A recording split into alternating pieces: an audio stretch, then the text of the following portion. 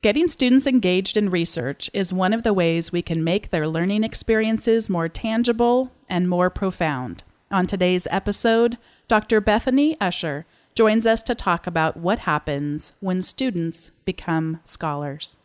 Produced by Innovate Learning, maximizing human potential. Hello, and welcome to this episode of Teaching in Higher Ed. This is the space where we explore the art and science of being more effective at facilitating learning.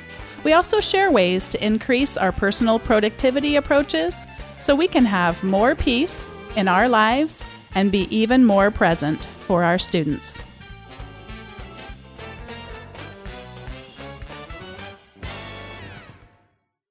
I'm so pleased today to be welcoming Dr. Bethany Usher from George Mason University to talk about a topic we have not discussed on the show, and that is how to get our students engaged in research.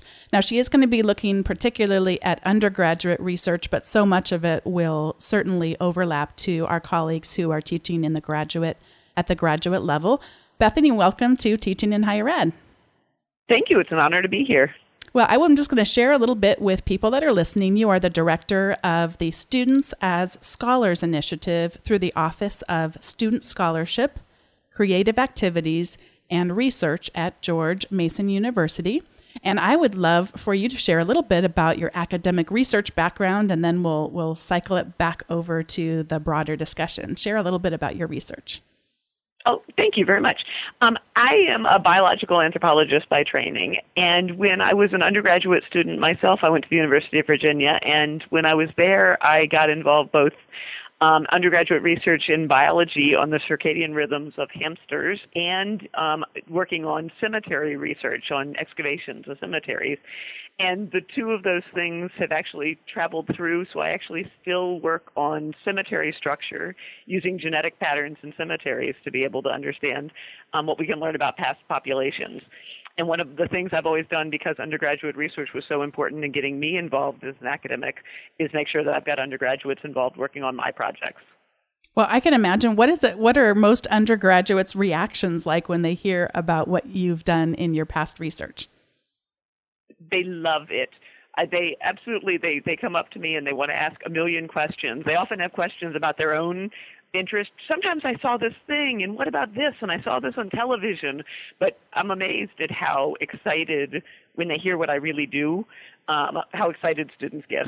One of the things that we were sharing before I pressed the record button is about you have done a TED Talk, which is there for anyone who is listening who might not know this. TED has their main conference that they do, but they're trying to really make TED Talks more accessible and really have that community stretch well beyond those who are able to make it to that one. I don't think it's an annual conference or something like that. So they have now a brand and a whole bunch of conferences called TEDx. And I would imagine that would be something challenging to get ready for. So you did one on the value of undergraduate research. What was that like to prepare for? Terrifying. It was and great fun, but it's funny, you are the talent when you're doing that, and you get this whole long set of instructions on what kinds of things to talk about and how to talk, and you do it without any notes. And I would walk. We talked before you pushed the record button about how I listen to things as I walk around my lake. I must have looked crazy because for weeks beforehand I walked around the lake and tested what I was going to talk about during that talk, and so people must have heard this crazy woman walking along listening about hamsters in the dark and cemeteries and research and undergraduates and values of higher education. It was tremendously fun once I did it, but it was a good way to you have to think all the way through what you know to be able to make it interesting in 18 minutes. Well, I was sharing with you, too, that one of my real weaknesses is this area that you are the expert in. So I'm so pleased to have you here. I wonder if you could paint the picture for us. What are some examples that you have come across of what it looks like when undergraduate research is at its finest? What we see with undergraduates is that it gives them the chance to see, we talk about the terms authentic research. They get to see what happens when they get to a university and they start seeing questions that don't have answers. I had a student this summer who was working with me, and she was looking at some food policy. And she came in and she sat down next to me at my desk and she looked dejected. And I said, "What's wrong?" She's like, "I went through all of the literature and I've read all these journals in all these different areas and no one's ever done this before, so I can't do this." And I had to stop and say, "No, in fact, you just identified a gap in knowledge. You should do this." So, and she took it and ran once she realized that that's what it meant. It wasn't doing a research paper on what other people were doing, but having the chance to be able to look at something in a unique way that no one has known before. When students cross that boundary, then the sort of the world opens up to them, that they have important things to be able to say, and the knowledge they've learned in high school and college has relevance to the real world.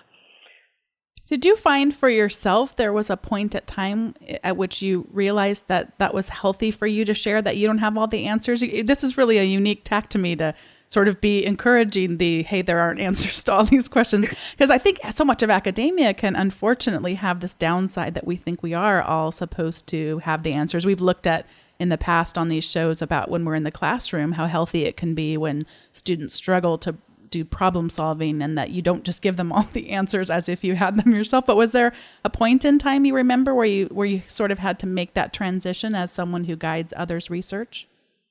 Well, I think when, especially when you're a new faculty member or a new graduate student teaching, you feel like to be legitimate, you need to know all the answers. And I think it's really one of those times where you realize at some point that not knowing the answers is as important, and letting them know that not all the answers are known are as important as the times when you're like, "Of course I know what that is." So I actually think it was when, before I was at George Mason University, I taught anthropology for 10 years at SUNY Potsdam. And it was that comfort in the classroom to be able to say, "I don't know that."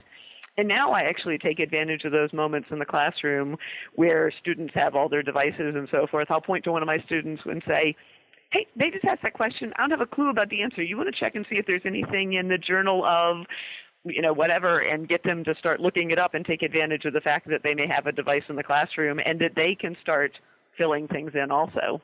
I'm finding that I have a pretty good comfort level after teaching, in some cases, the same class for over the span of 10 years. So it is when you get to that comfort level where you can go, "I have absolutely no clue."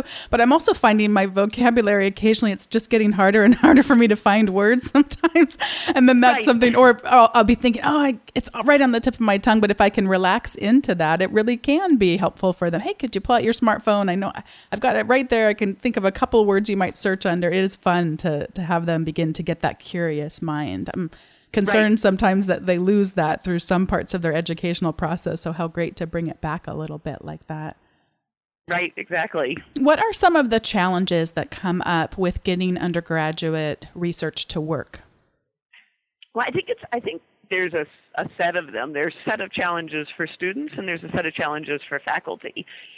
For faculty, one of the things that I've tried to do is we try and define, when we talk about undergraduate research, we mean for it to be, if it's the scholarly work a faculty member does, then at an undergraduate appropriate level, it should be work that undergraduates can do.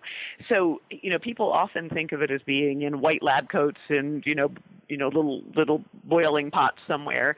But the idea that research can happen in any discipline. In history, it looks different, but like in history or in business or in dance and drama and, as well as the sciences, and for me, anthropology, getting faculty to realize that their undergraduates are capable of making significant contributions can sometimes be a challenge.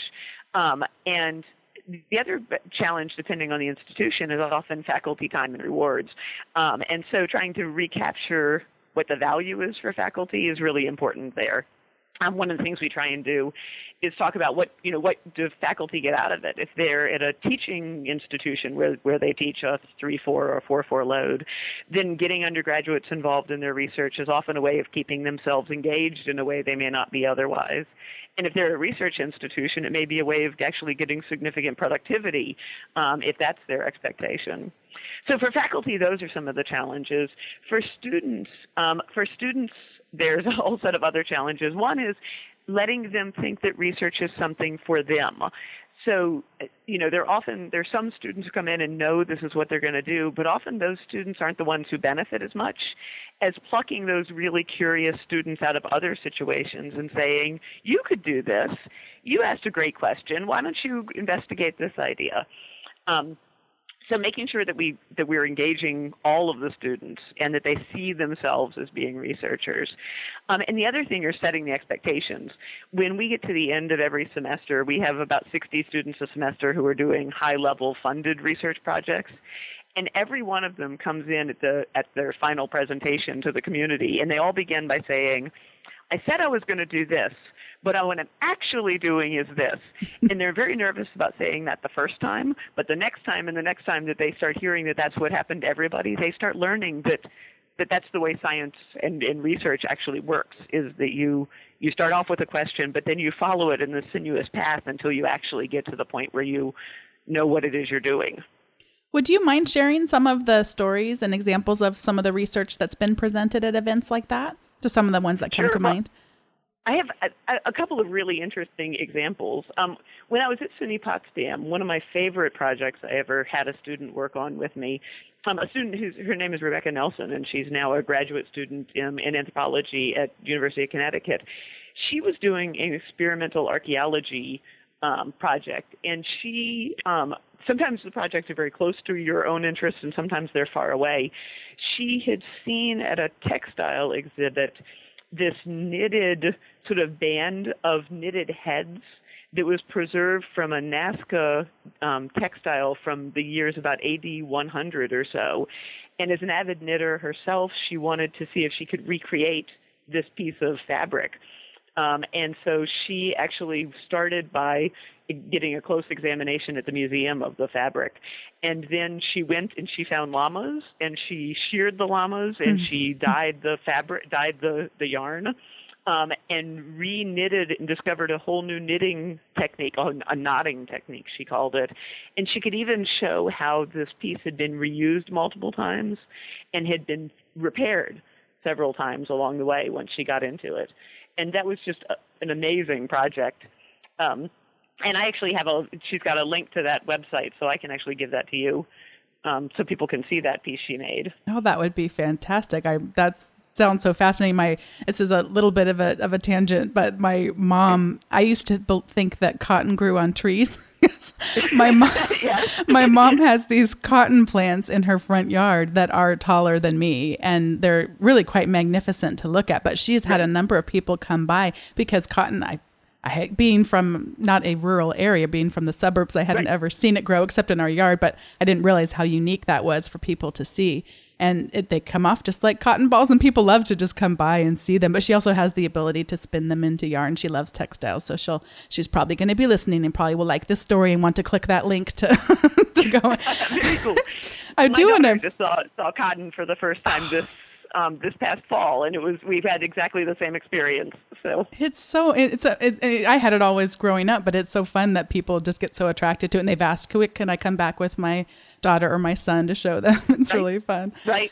I do want to mention just real quick for anyone listening, because if you were sharing, Bethany, that you listen to it while you're walking, and I often listen while I'm walking or driving, listen to podcasts. For anyone that is concerned about, I want to click on that link, but how do I remember to save it? This is going to be at teachinginhighered.com/27. We're at the 27th episode, and Bethany's already agreed to send me over the links that she'll be talking about, and I'll gather up anything else that we talk about and share those too. So that will be the way that you could comment on this episode, share examples of any undergraduate research that you'd like to share about or get involved in the conversation. So thanks for talking about that. That's fun. Are there any others that come to mind you'd like to share about?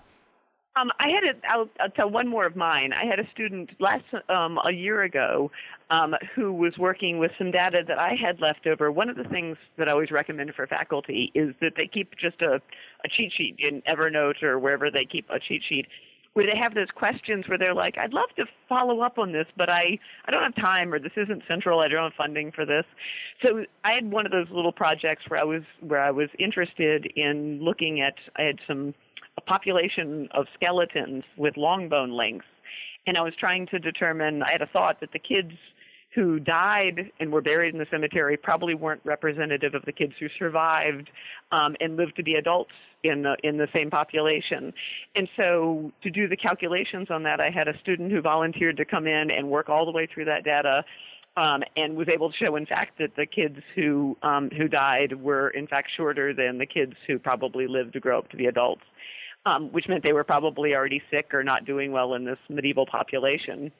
And so she won the George Mason University Undergraduate Research Symposium Award for that research, and is a graduate student now in human biology. And so that was a really fun project. When you were we have a few. Oh, and I was going to say, when you were telling the first story, I was thinking, oh gosh, how did she come up with that? And then, so is part of it that you're maybe sharing some of the things that are in your little cheat sheet, your little notes to self as you go along, and then if it sparks anyone's interest, they can follow up with you? Is that what you do? I keep that list, and when students even show a spark of interest, I say, hey, there are lots of ways to get involved in projects. If you want to come work with me, here are a set of ideas you could, if any of these look interesting, you could work on these. Or if you've got your own, bring it to me and let me work with you. And so truthfully, projects are usually all along for all of our faculty, are anywhere on the spectrum from, a faculty, sort of directed program at the beginning, especially as students are learning techniques. I was actually thinking, I had listened earlier to Jay Howard's talk with you on one of the other podcasts about the acculturation issue, students being acculturated to the classroom. And in a lot of ways, one of the first things that has to happen is students have to be acculturated to an academic environment. And the way things work in a lab is often very different than the way they work, with me on a one-on-one kind of project or in a dance studio. And so students often will come in and volunteer to work on a project, and then later on take on their own question and their own project. And so that actually happened. That had happened in both of these situations. Was Rebecca had worked on other things with me, and Marion had worked on other things with me. So students often start by learning and then start taking their own sort of responsibility for their own project.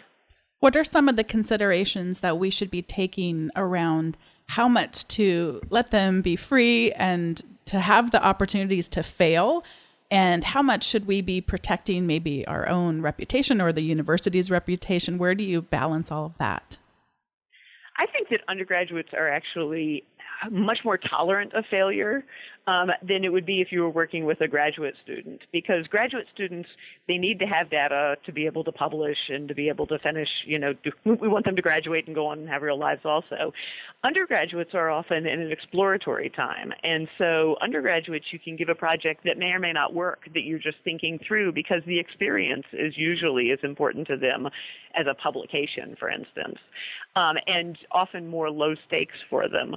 And learning what they can do and what they can't do, and what they like to do and what they don't like to do, are really important. You would hate to have a student who really did not like being in a lab committed to that kind of long-term career if they hadn't had experience doing that. So getting them to think about the kinds of things that they really like to do, or having the opportunity to say, I'm glad I made a contribution here, but this is not what I'm going to keep doing, is important.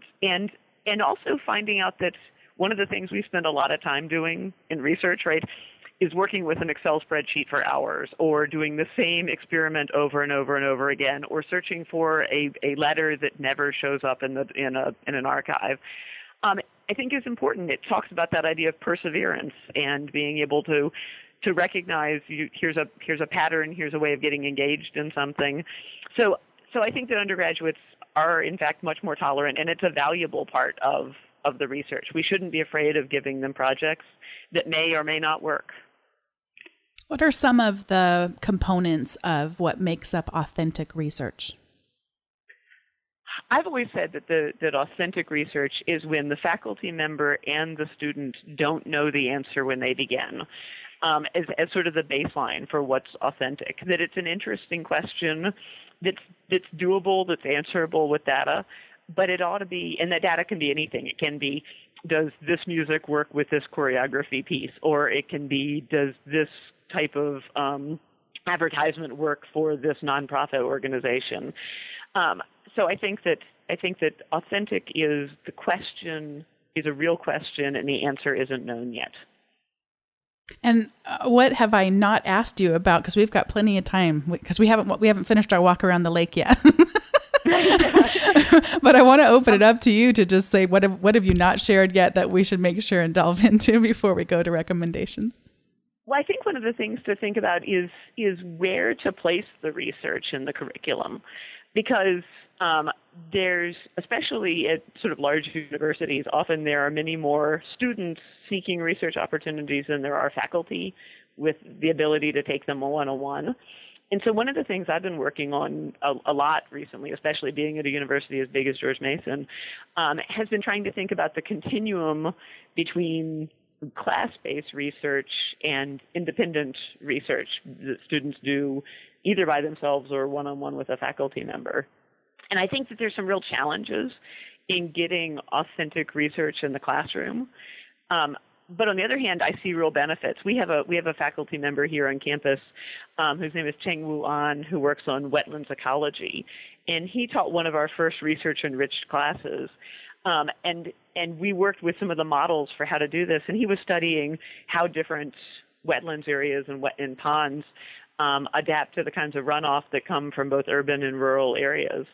And so the model he was using was one of these where there were a bunch of unique class projects, but they all had the same basis, with teams of students doing research that no one had done before. That's actually a fairly hands-on kind of way of doing it. There are sometimes shared class projects where all the students collect data that are all contributed to the same sort of database, and then they all analyze that, sort of take their own research question out of it. There are also people who try and have students do individual authentic projects within a class. And that can be difficult just because it's difficult to manage depending on the size of the class, but it can also be really successful if it's done sort of as a research team approach. And then you can start moving into individually mentored undergraduate projects. But I think that challenge of getting research in the classroom is really important. What recommendations would you have for faculty listening who are at an entirely differently resourced institution where they don't have an office like yours that they could get some guidance from? One of the things that I would consider is looking at models. There's an organization, we were going to talk about this a little bit later, but the Council on Undergraduate Research is a national organization that publishes the undergraduate research, the current Council on Undergraduate Research quarterly, which is a journal that publishes articles and models for people, and they have a ton of resources about what kind of models work in lots of different kinds of environments. And so I think that organization would be really helpful. I also think that sort of setting out a protocol for what do you expect for your students to be able to do. We have a rubric on our website that we use to be able to look at how do we get students involved from the very beginning all the way up to doing and taking responsibility for their own research projects. And it may not be that people are prepared to be able to, support a student through, a fully resourced research project all the way to a high level. But it may be that there are elements of this that they could bring in, elements of research kinds of activities that they would want to bring in. And those are probably some resources there too.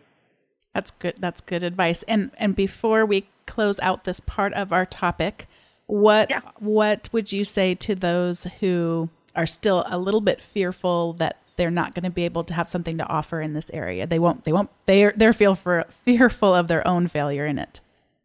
So I think students, they should know that students are impressed by almost anything that we do. we know we have much more information than they do, and so students are amazingly good natured. We were talking a little bit earlier that you had a visitor on your podcast, Cameron Hunt McNabb, was talking about undergraduate research as a creative assignment for students, and Jim Lang was also talking about creating assignments that are uncheatable, right? These are assignments where students are doing something unique, and I think that's a good reason to start. That there isn't a terrible way to do this, right? And it's going to take experimentation, and this works and this doesn't work. But your students, as long as they understand that you're doing this in a way that's trying to enhance their educational opportunities are going to be good-natured about being able to participate with you and appreciative of the opportunity. Fabulous. So this is the point in the show at which we each make a recommendation, and I thought of one while you were talking because one of the things you were talking sort of between the TEDx talk you were preparing for. One of the things that you didn't mention, but surely is a big part of any TED talk, is making our PowerPoints not deliver the presentation for us, but to support it through very visual ways. They have incredible visual, and actually it's not even necessarily always PowerPoint. Sometimes they'll actually bring out, I hate to call them props because that seems so simplistic, but some really incredible just ways of making the talks something visual, something memorable that people will take with them. So there's a link that I will put in the show notes to a great slideshow that just reminds us, how do we take our ideas and make them more visual? And so much of it is just being willing to leave things off, to take off, make it more simple, take more of the words off, and not try to have 5 pictures, but just one main idea per slide. So I will put that link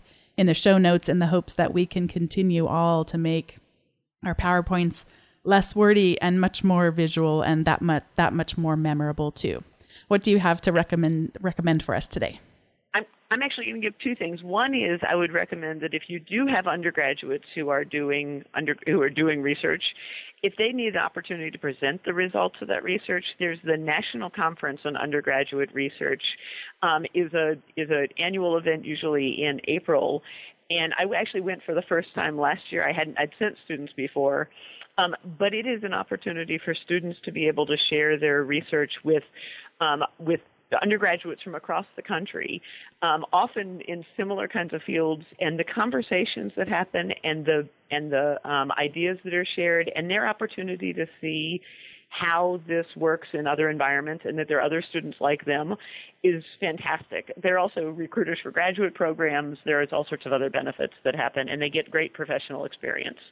So that's one of my recommendations.